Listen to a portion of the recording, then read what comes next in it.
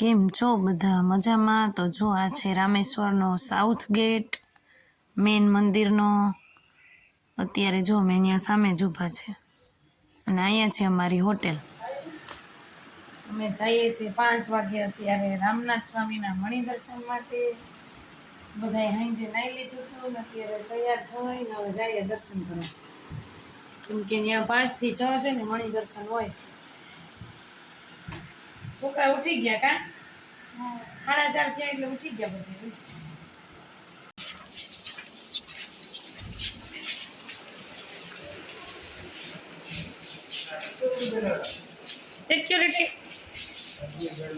Security અમે જઈ શકીએ ને?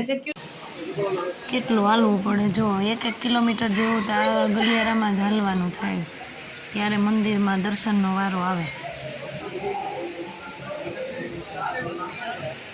બધા જો એમને ધોળા જ જાય. અને આ મંદિરની અંદરની કોતરણી જો તમે કેવી બહુ મસ્ત છે. અને આ બહુ વર્ષો જૂની જે દ્રવિડ શૈલી કહેવાતી ને ત્યારની એ શૈલીમાં બનાવેલા છે. બધા ગલિયારા ને બધી બહુ મસ્ત છે અંદર. જો કેટલા વિશાળ ગલિયારા છે, ભારતના સૌથી મોટા. અત્યારે અમે આવી ગયા છીએ સમુદ્ર સ્નાન માટે, કેમ કે અહીંયાનું મહત્વ છે કે પહેલાં સમુદ્ર સ્નાન કરવાનું, પછી 22 કુંડમાં નહાવાનું અને પછી પાછા દર્શન કરવાનું. એટલે સ્ફટિકના દર્શન કરીને અમે આવી ગયા છીએ સમુદ્ર સ્નાન માટે.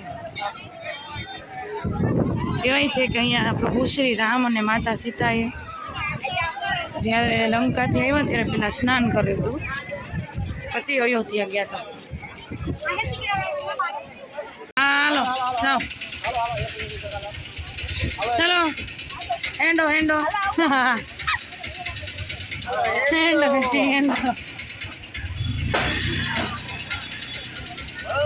હાલો હા ચાલો કાવ્યા બેન.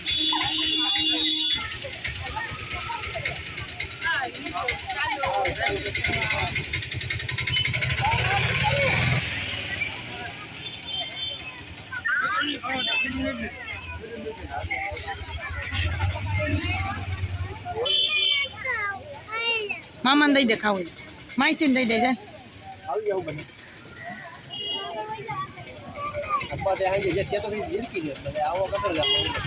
નહીં આવી જાઓ આરામથી આવી જાઓ. હાલો હા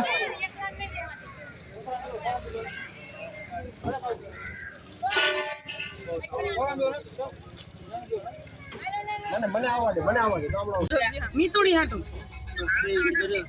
ફૂલ છે.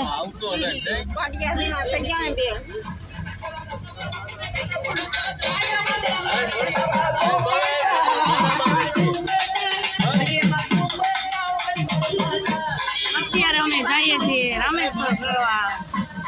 4 વાગ્યાના કેટલા વાગ્યા? 5 વાગ્યાના કા 2 વાર તો મંદિરમાં દર્શન કરી આવ્યા. એક મણિ દર્શન અને પછી પાછા રામનાથ સ્વામીના પ્રભુ શ્રી રામેશ્વરના મંદિર. ત્યાં અંદર વિડીયો શૂટિંગ અલાઉડ નહોતું. અત્યારે અમે જઈએ છીએ આખું રામેશ્વર ફરવા, ધનુષકોટી અને બધું રામેશ્વર બધા ફરવા જઈએ છીએ.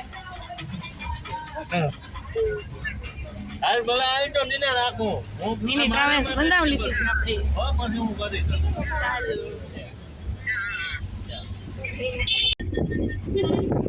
જીતુ ગીત વગાડો ભાઈને, કે તામિલ તો તામિલ, હિન્દી તો હિન્દી. મજા આવે હું બેઠા भैया हिंदी सॉन्ग चलते हैं क्या? नहीं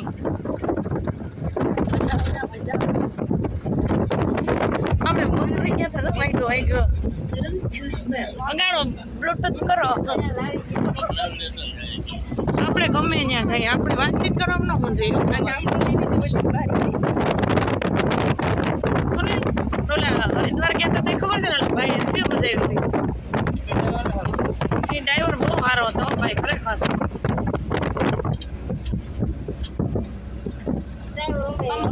हम साथ बैठ गए और ये हमारी छुट्टी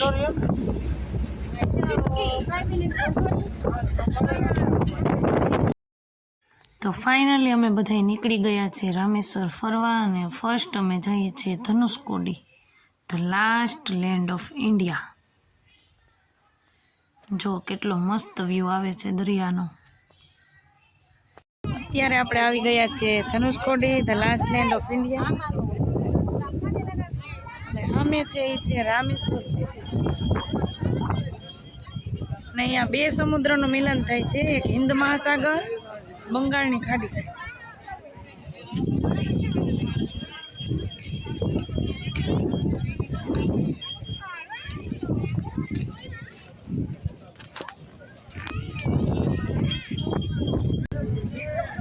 આપ જોઈ શકો છો ધનુષકોડી જો ફરતો સમુદ્ર છે, અને વચ્ચે બસ આવવાનો રસ્તો ને એટલો એરિયો છે. અહીંયા છે ને ભારત પૂરું થઈ જાય, ભારતની જમીન જ અહીંયા પૂરી થઈ જાય. આ છેલ્લો એન્ડ છે ભારતનો, એટલે કે ભારતની ભૂમિનો ધનુષકોડી. અત્યારે આપણે આવી ગયા છીએ ધનુષકોડી ગામમાં. અને જો આ ગામ અત્યારે પહેલાં તો બહુ વિકસિત ગામ હતું, પરંતુ ઘણા વર્ષો પહેલાં અહીંયા સમુદ્રમાં તોફાન આવ્યું ને એટલે ગામ આખું તણાઈ ગયું હતું. અત્યારે જો એનું કંઈક ચિત્ર આવું દેખાય છે. હા,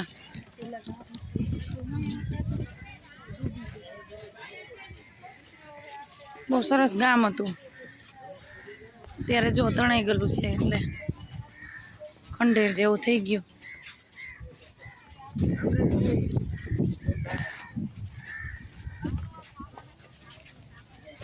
દરિયાની વસ્તુ બધી મળે છે વધારે પડતી. જો કેવું શંખ ને બધું સરસ. જો આ એના મકાન તૂટેલી હાલતમાં મળે છે. જો બહુ મોટું ગામ હતું ધનુષકોડી, એમ મોટું ગામ હતું, મોટું હતું છે. આમ સુધી છે જો આખું, હા આખું ગામ તણાઈ ગયું.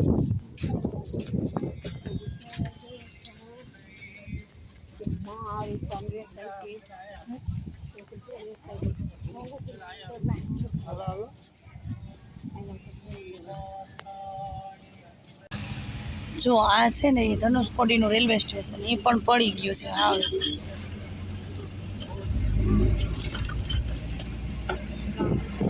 આ ગામ આખું કેવડું ગામ હતું, આખું ગામ છે ને એ તણાઈ ગયું હતું. જો આ દિવાલો હજી છે.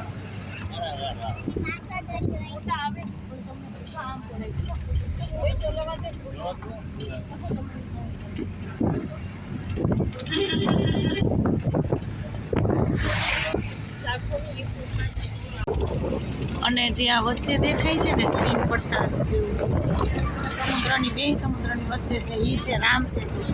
ભગવાન શ્રી રામે લંકા જવા માટે જે સેતુ બનાવ્યો હતો ને, જો દેખાય છે સમુદ્રની વચ્ચોવચ્ચ, એ છે રામ સેતુ.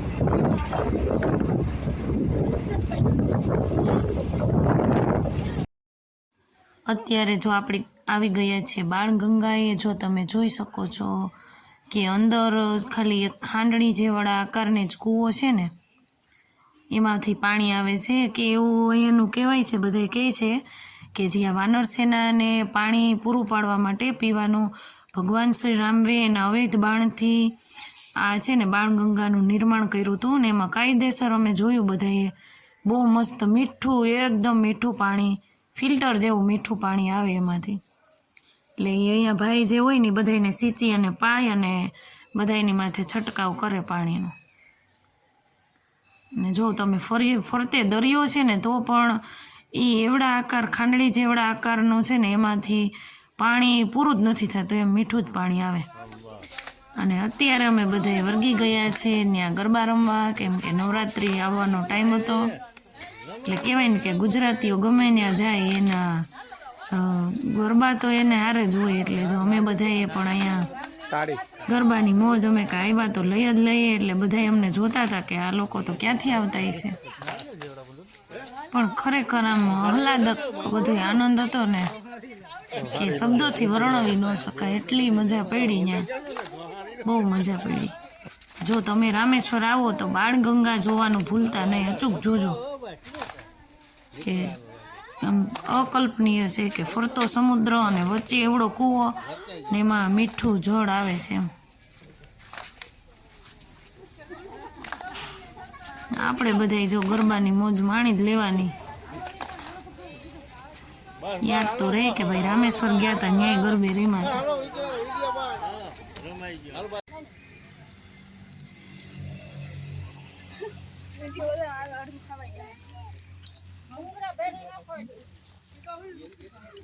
બાબુ જો ના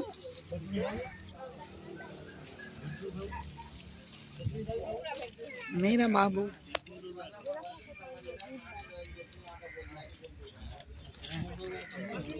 હેમાંતસિંહને લેવી તો પડે. તો જો આ અંદર મંદિરની અંદરના છે ગલિયારા છે ને, દરેક ગેટ એવડા એવડા જ છે, બહુ મોટા, અને આપણે કલ્પના ન કરી શકીએ ને એટલા બહુ મસ્ત કોતરણી કામ કરેલા છે. જો કે એવા ગલિયારા આપણે ક્યાંય ન જોવા મળે. તમે આખા ભારતમાં જાઓ ને તો એ સૌથી મોટામાં મોટા ગલિયારા હોય ને તો એ આ રામેશ્વર મંદિરના જ છે ને દ્રવિડ શૈલીમાં બનાવેલા આપ જોઈ શકો છો.